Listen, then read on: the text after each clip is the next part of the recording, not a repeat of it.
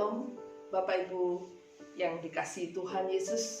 Mari kita bersama-sama menyiapkan hati kita untuk mendengarkan kebenaran firman Tuhan. Mari kita berdoa. Bapa, di dalam nama Tuhan Yesus Kristus, firman yang hidup dan yang kekal, kami merendahkan hati kami dan mengosongkan pikiran kami untuk menerima berkat firman dan kebenaran itu daripada Engkau ya Tuhan. Mari Engkau menjamah hamba-Mu yang menyampaikan dan seluruh sidang jemaat Tuhan yang mendengarkan. Kami semua rindu dipuaskan dahaga, jiwa dan roh kami oleh makanan rohani, yaitu roti kehidupan yang berasal daripada Tuhan.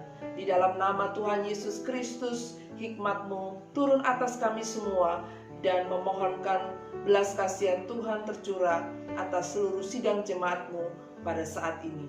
Dalam nama Tuhan Yesus Kristus kami berdoa. Haleluya. Amin.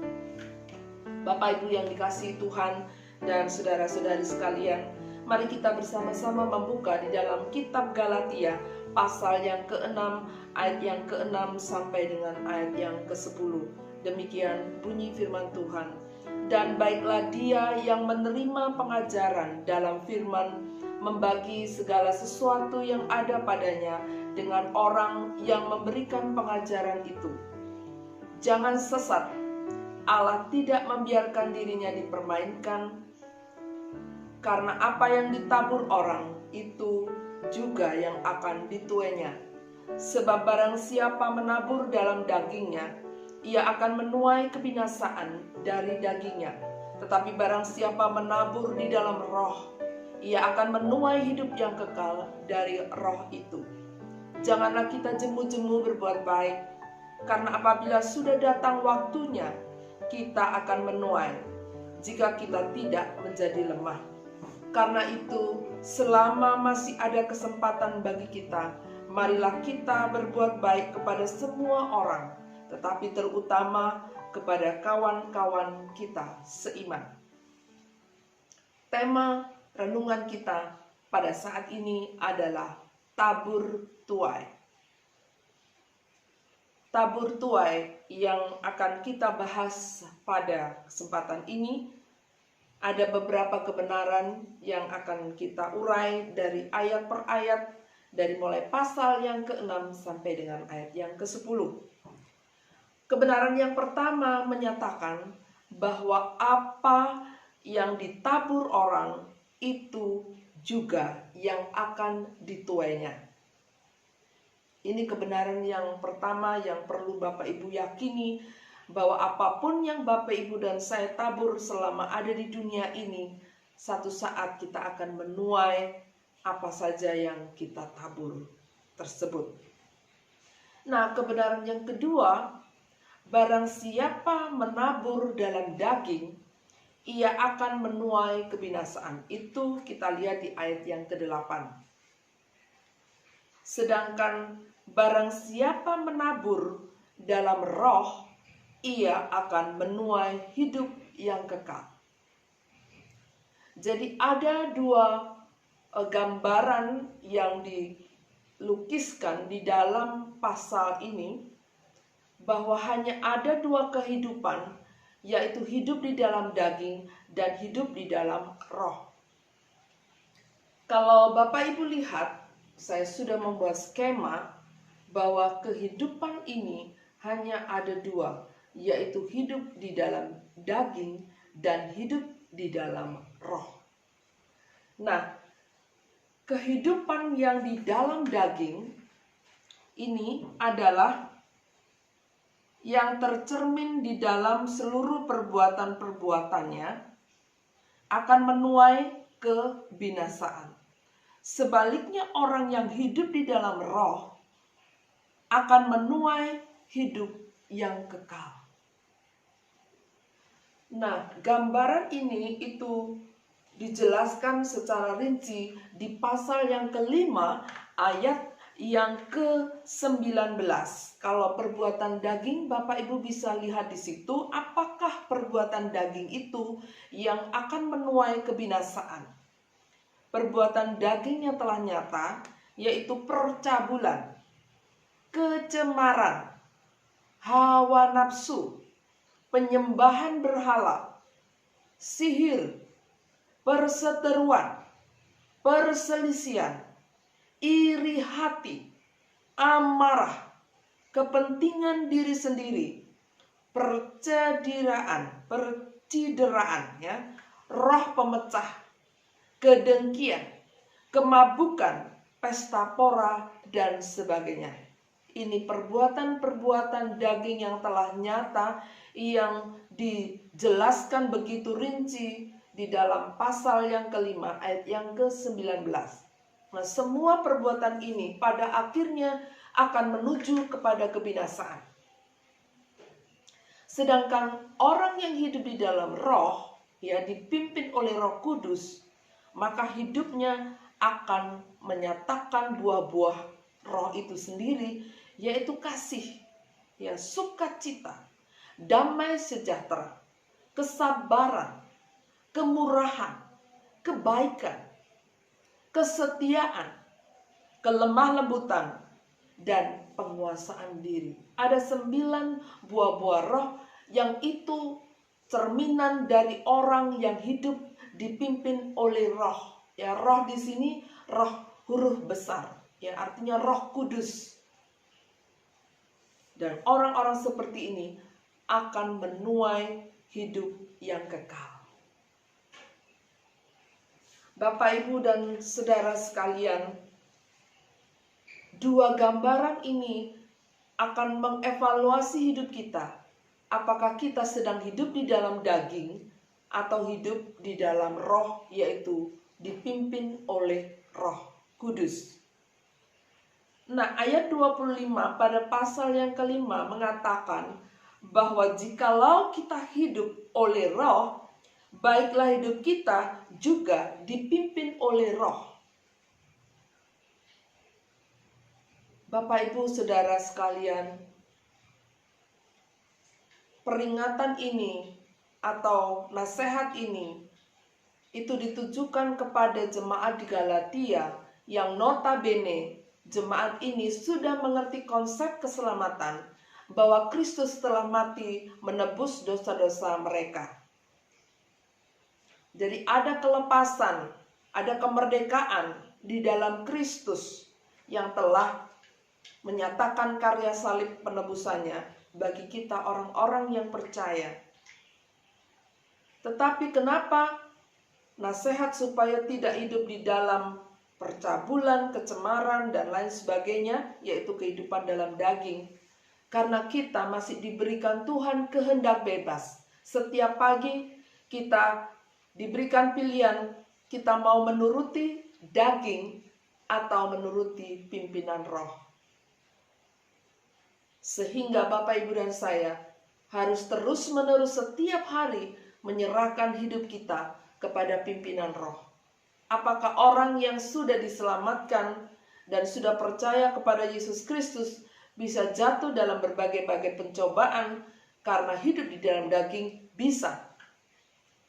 Karena kita diberi pilihan bebas untuk memilih hari ini hidup di dalam Roh Kudus atau hidup di dalam daging atau kedagingan kita, hawa nafsu kita. Kebenaran ini akan menolong kita supaya kita sadar bahwa seluruh aspek kehidupan kita ada aksi, ada reaksi.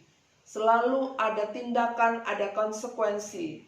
Pilihan-pilihan itu selalu ada konsekuensinya. Sehingga Bapak, Ibu, dan saya harus jauh melihat bahwa jika saya hidup di dalam daging, hidup mementingkan diri sendiri, hidup penuh amarah, hidup penuh dengan hawa nafsu, maka Bapak Ibu tahu ending hidupnya Bapak Ibu akan kemana. Dan saya sungguh terkejut karena ternyata di ayat itu juga disebutkan, barang siapa yang melakukan hal-hal yang demikian, yaitu di dalam kehidupan daging, maka ia tidak akan mendapat bagian dalam kerajaan Allah. Jadi orang-orang yang melakukan perbuatan daging, ia tidak akan mendapat bagian dalam kerajaan Allah. Artinya tidak bisa menjadi ahli waris kerajaan surga, berarti dia tidak bisa menempati surga. Karena jelas di surga tidak boleh ada dosa. Di surga harus penuh kehidupan di dalam roh. Jadi peringatan khotbah saya pada waktu yang lalu tentang mawas diri itu sungguh-sungguh harus kita jaga supaya kita mewaspadai diri kita, sehingga kita tidak memilih keinginan daging kita, tetapi hidup di dalam pimpinan roh. Kebenaran yang ketiga adalah bagaimana kita mewujud nyatakan perbuatan-perbuatan kehidupan yang dipimpin oleh Roh Kudus. Itu mari kita lihat di dalam pasal yang ke-6 ayat yang kedua. Yang pertama, bertolong-tolonglah menanggung bebanmu. Ini adalah nasihat supaya kita bisa menghidupi kehidupan di dalam roh, yaitu saling bertolong-tolong dan menanggung beban satu dengan yang lain. Dan yang kedua adalah di ayat yang ke-6, dan baiklah dia yang menerima pengajaran dalam firman, membagi segala sesuatu yang ada padanya dengan orang yang memberikan pengajaran itu. Jadi membagi segala sesuatu kepada orang yang memberi pengajaran, penginjil, pendeta, ya, pengkhotbah, itu layak menerima bantuan dari pendengarnya. Dan itu sudah ditetapkan oleh firman Tuhan. Dan yang ketiga adalah tidak jemu-jemu berbuat baik. Itu di ayat yang ke-9. Dan janganlah kita jemu-jemu berbuat baik. Penekanan berbuat baik ini harus dilakukan dengan sungguh-sungguh, bahwa kita melakukan perbuatan roh, kehidupan di dalam roh yang didasari oleh pimpinan Roh Kudus adalah dengan cara berbuat baik. Dan yang keempat, berbuat baik pada semua orang, tetapi terutama pada kawan seiman. Nah, kalau Tuhan itu sifatnya murah hati kepada semua orang, ya, Dia memberi dengan murah hati kepada semua orang. Tapi mungkin konteks kita sebagai manusia yang lemah ini hanya pertama-tama untuk saudara seiman, ya, terutama pada kawan seiman. Jadi ini akan menjawab Bapak, Ibu, dan saya untuk terus menabur kehidupan di dalam roh melalui kehidupan sehari-hari. Saya bersyukur karena jemaat bertumbuh di dalam memperhatikan dan memberi kasihnya kepada hamba Tuhan atau pendeta atau siapa saja penginjil yang telah diberikan karunia untuk melayani dalam pengajaran firman Tuhan. Dan bersyukur sekali karena kita bisa diberi kesempatan kepada ruang yang dimana kita bisa mempraktekkan kasih, kemurahan, kebaikan, ya, terutama dalam konteks kawan-kawan seiman atau keluarga di dalam Tuhan. Demikianlah pemberitaan firman Tuhan pada saat ini. Tabur tuai, peringatan yang pertama bahwa kesimpulannya apa yang Bapak Ibu tabur itu yang akan Bapak Ibu tuai. Jadi ini penting sekali mendasari sikap kita untuk ke depan bisa bijaksana mengambil melakukan hal-hal yang baik bagi sesama kita. Dan yang kedua, kesimpulannya bahwa apa yang Bapak Ibu tabur di dalam daging akan binasa, tapi apa yang Bapak Ibu tabur di dalam roh akan menuai hidup yang kekal. Dan yang ketiga, praktek-praktek perbuatan roh itu yang Bapak Ibu harus terus tebarkan, taburkan, yang Bapak Ibu sendiri akan tuai pada suatu saat nanti, apakah di dunia ataupun di surga kelak. Itu harus kita rajin melakukannya, karena itu adalah perintah firman Tuhan. Dan hukum Kristus, kita sedang memenuhinya hukum Kristus itu untuk kita penuhi dalam hidup kita. Mari kita berdoa. Bapa di dalam sorga, firman-Mu sudah berhenti sampai di sini, bahwa hukum tabur tuai itu berlaku saat kami ada di dunia ini. Konsep tentang apa yang kami tabur itu yang akan kami tuai, itu biarlah mewaspadai hidup kami, supaya seberapa banyak kami menabur, maka suatu saat kelak nanti itulah yang kami tuai. Apakah kami tuai di dunia ini yang akan berlaku juga kepada anak cucu kami, dan ataukah suatu pahala berkat yang mulia dari sorga yang dikaruniakan saat pengadilan agung datang kepada kami.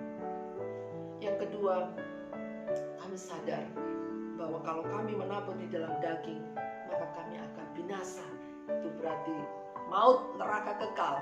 Tetapi sebaliknya, jika kami hidup di dalam pimpinan Roh Kudus sampai Tuhan datang kedua kalinya menjemput kami akan memperoleh hidup yang kekal. Dan yang ketiga, biarlah kami rajin terus melakukan bertolong-tolong menanggung beban selama kami ada di dunia ini.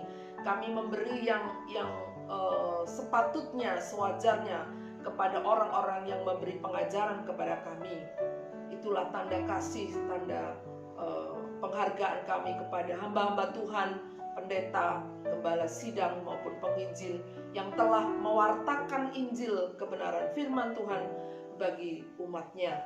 Dan kami perlu berbuat baik senantiasa dan tidak jemu-jemu, tidak bosan-bosannya, setiap waktu melakukan yang terbaik, dan terutama untuk kawan-kawan seiman. Terima kasih Tuhan, berkatilah jemaat-Mu sekalian. Kami berdoa, mengucap syukur untuk pertumbuhan iman jemaat-Mu yang mendengarkan pada saat ini. Haleluya, amin.